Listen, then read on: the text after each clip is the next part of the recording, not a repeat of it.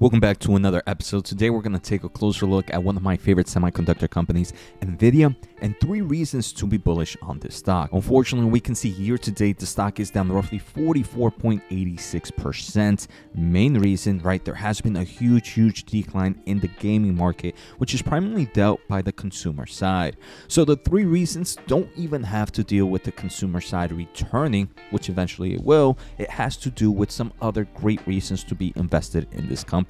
So let's get started. I do want to thank the Motley Fool for sponsoring this video, and make sure to check out fool.com/Jose to get the top 10 stocks to buy right now. All right, so the first reason I think is the most common reason to be invested in semiconductor companies right now, and that's their data center solutions. We can see the data center market is up year over year and is up small single digits on the sequential basis. This segment, as we can see, is now over 50% of Nvidia's total revenue, and I do believe for a good time that's how it's gonna stay.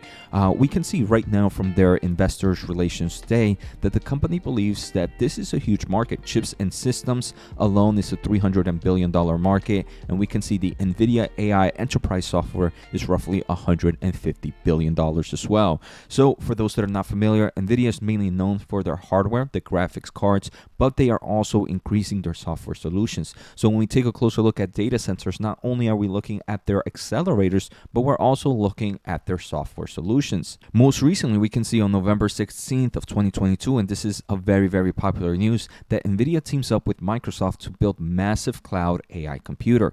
Tens of thousands of Nvidia GPUs. We can see that's their hardware side. Nvidia also made a recent acquisition of Mellanox a few years ago, which increases their networking solutions. And when it comes to data centers, not only is computational speed important, but the amount of the speed of that data transfer is important, and that's why we need a lot of networking solutions. Nvidia Quantum 2, Infinite Band, and full stacks of Nvidia AI software coming to Azure. So here we can see the full development of all their solutions, from their hardware to their software, and their hardware being used in numerous aspects like computational with their accelerators, or with kind of data speed transfer with their network switches. Here, if we take a closer look, it's a prime example of how big Nvidia is in the infrastructure of the data center. They have these DGX H100s, which are pretty much supercomputers or parts of supercomputer. Each of them comes with 8 Nvidia H100 GPUs. They also come with Nvidia NV switches, again, more networking solutions, and they have Nvidia Connect X, which are network interface cards. So we can see again the numerous solutions that Nvidia has in the overall data center market. Here we can see all their products, all the Nvidia graphics cards, which are here the H100, the A100, the A10, the A30. We also see that they also have different hardware solutions like DPUs, data processing units with Bluefield. They also have SmartNIC, which are network interface cards, and they have various solutions in this space. So again, not only in products, but they also have it in software. So the data center market will be a huge opportunity for this space. I mean, we can see how strong their products are. There is a top 500 supercomputer list, which lists the top 500 fastest supercomputers in the world. In the top 10, Nvidia holds 5 out of the top 10, either in their accelerators or maybe some network switches from Mellanox. No other player has that many in the top 10. Now, the second reason to be bullish in this company also has to deal with the data center, but with a brand new product. But before we go any further, if you are enjoying the episode, make sure to hit the thumbs up, as it does help me grow my overall channel. If you want to support a little bit more, make sure to subscribe using my link at fool.com/Jose. Finally, if you are here, it means you're a semiconductor investor. And I have a weekly podcast where I have a host. We discuss the semiconductor space and all the great news. Make sure to check that out. The link is on the pinned comment, or you should be able to click our recent video up here. It's a lot of great information for semiconductor investors. All right, so point number 2 is Nvidia's Grace CPU. So I mentioned Nvidia does GPUs, right? Those are their accelerators, but they're trying to enter the data center market with more solutions. This is the CPU.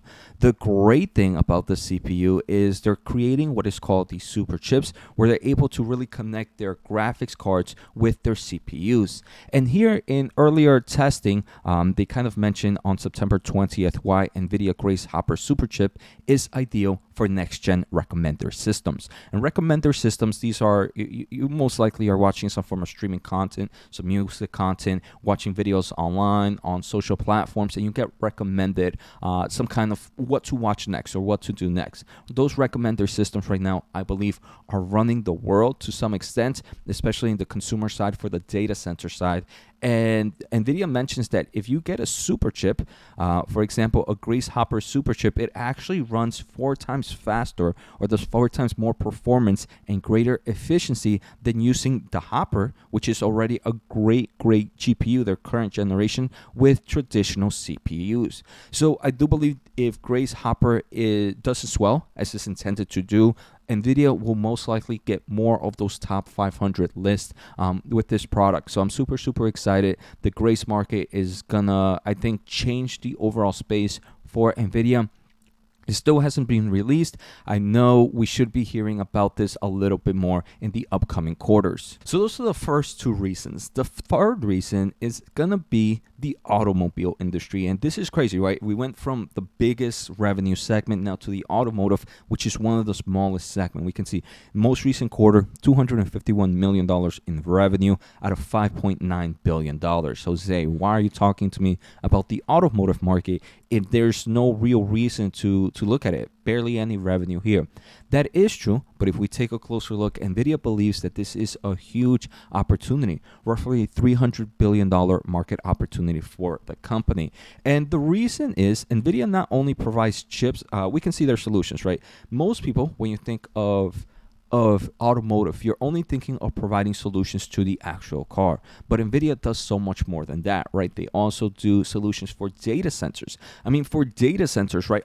Training autonomous vehicles is probably one of the most difficult tasks or the complex challenges here facing AI at the moment. A lot of companies are trying to do autonomy, not only in vehicles, but also robotics and not just your traditional four-wheelers, right? Everything from flight, two-wheelers, and to heavy trucks, right? So AI is going to be a huge push for the automotive market, especially for the autonomous side. And I mentioned, right, it's not just the four-wheelers.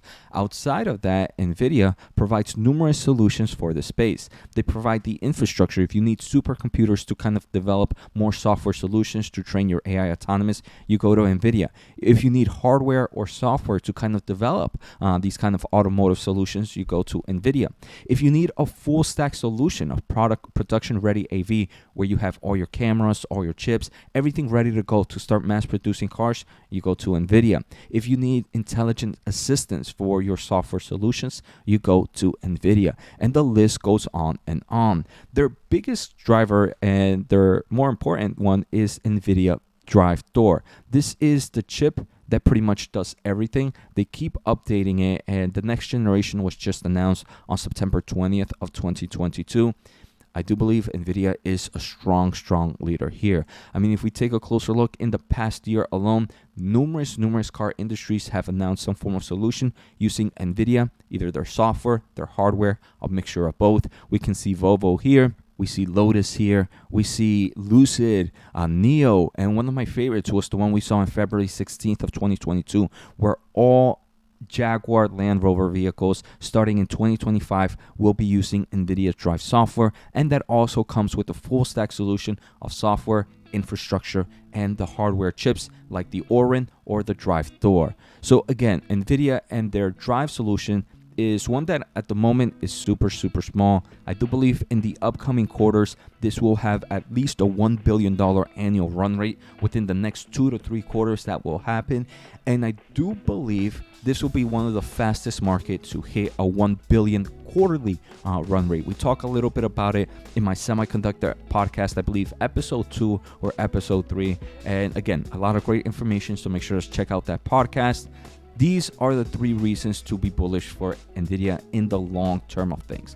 Again, the consumer market might continue to create headwinds for this space. I don't believe that headwind is permanent, but it will continue to create volatility for the stock. And if you want a fourth reason, right, it's just the overall software market.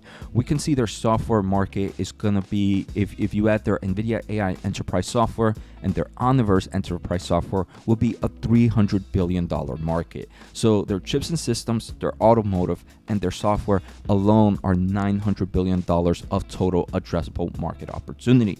The other thing we see is the gaming market, which is very consumer side, is becoming a lower portion.